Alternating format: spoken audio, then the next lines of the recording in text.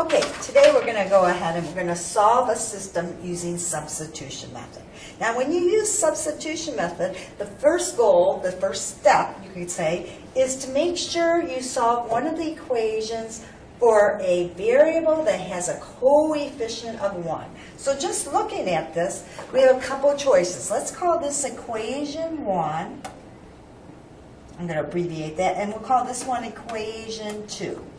Now, if I was going to use equation 2, the variable I would use would be what? Y, right? I would solve this equation for y.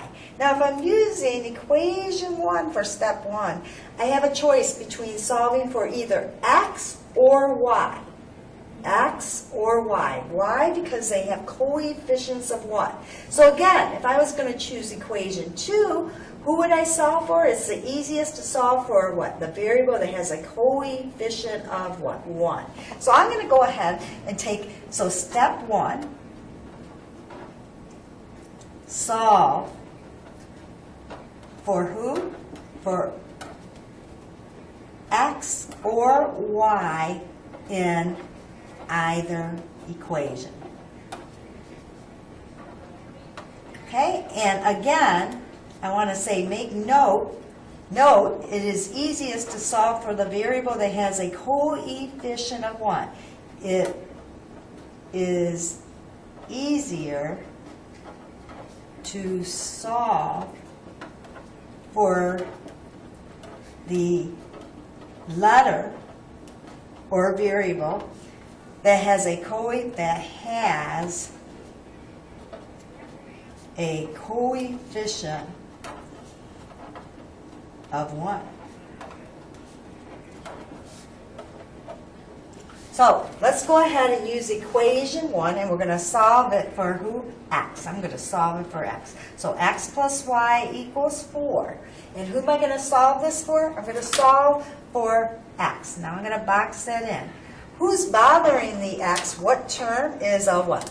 Y, so I'm going to subtract y from both sides. Now when I subtract y from both sides, if you notice, what do I get? I get x equals 4 minus y. Okay, now for step 2. Step 2 is I go into the other equation. So what equation did I use? I used equation 1. Go into the other equation.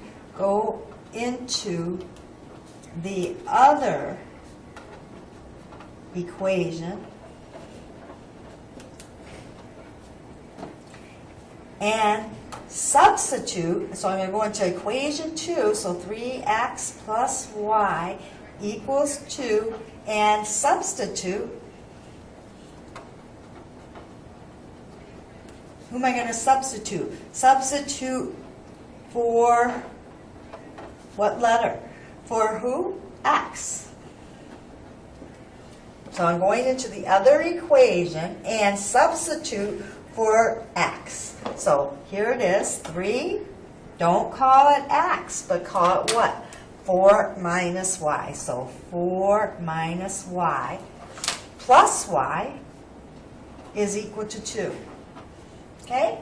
So now what do I want to do? Now I'm going to have to use what property? I'm going to have to use the property called distributive. So when you use distributive property, what do I get? I'm going to have to distribute this 3 twice. So I'm distributing the 3 twice. So it's 3 times who? 4. And I always put a plus in between when I use distributive. And then it's 3 times what? Times a negative 1y. Negative 1y. Negative 1y, or negative y, plus y equals what? 2.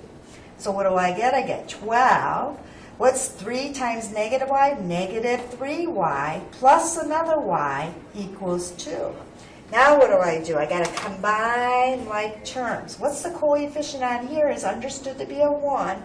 So when I combine like terms, these are like terms. What do I get? I get 12 minus 2y is equal to 2. And now what do? I'm trying to solve for who? Get this negative 2y by itself. So what term is bothering it is a what? 12. So what am I going to do? I'm going to subtract 12 from both sides. Subtract 12 from both sides. So what do I get? I get negative 2y is equal to, well, what is 2 minus 12? Well, 2 minus 12, the signs are unlike. What do we do when the signs are unlike? We subtract. So what? 12 minus 2 is 10. And take the sign of the larger, covering up the signs. Whose larger is the what? Is the 12. So it's going to be a negative what? 10. Okay, and now I got to divide by the coefficient. Well, what's the coefficient? Is negative 2. So I'm going to divide by negative 2 both sides of the equation. Divide by negative 2 both sides. So then I get y is equal to, well, negative divided by negative. Well, what's 10 divided by 2 is going to be positive what? Positive 5. So it looks like it's positive 5. A negative divided by negative is positive, and then what's 10 divided by 2? 10 divided by 2 is 5. Okay, what's step 3? Well, step 3 is I have y. Now what do I need? I need x. Now how am I going to find x? A couple places I could go to. I could go back to one of these original equations, but where's the easiest place to do to find who? X, because I have y. What's the easiest place to go to? Well, it looks like if I go right into here, that looks like the easiest place to go to, so let's go into there. So go back to step 1 and find who? X. So step 3 is going to be go back to, which one are we going to go back to? Step what? Step 1, and use that equation. So step 3. What's step 3? Find the other variable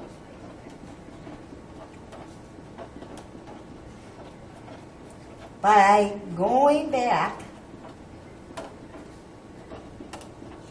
to step 1's equation. Because it's all solved for who? It's all solved for x. So I'm going back to step 1 and doing that. So if I go back to step 1, I'm going to have x is equal to 4 minus y. And then x is equal to 4 minus, don't call it y, call it what? 5. So 5 goes in for y, put that in parentheses, and 4 minus 5 is what number? That gives us a negative 1. So x equals negative what? 1. Okay, now what is the solution? That's the question. What's the solution? Well, the solution is, let's go ahead and squeeze that right over here. Solution is an ordered what? Pair, x comma y. So this x comma y is specifically, what is it? Negative 1. And what was the y value? The y value is what? 5. Okay? So that's just a little bit of what? Using what? Substitution method. That's using what? Substitution method. And we just solved that linear system, solved a linear system by using what? Substitution method. Okay? And that's just a little, just one little example.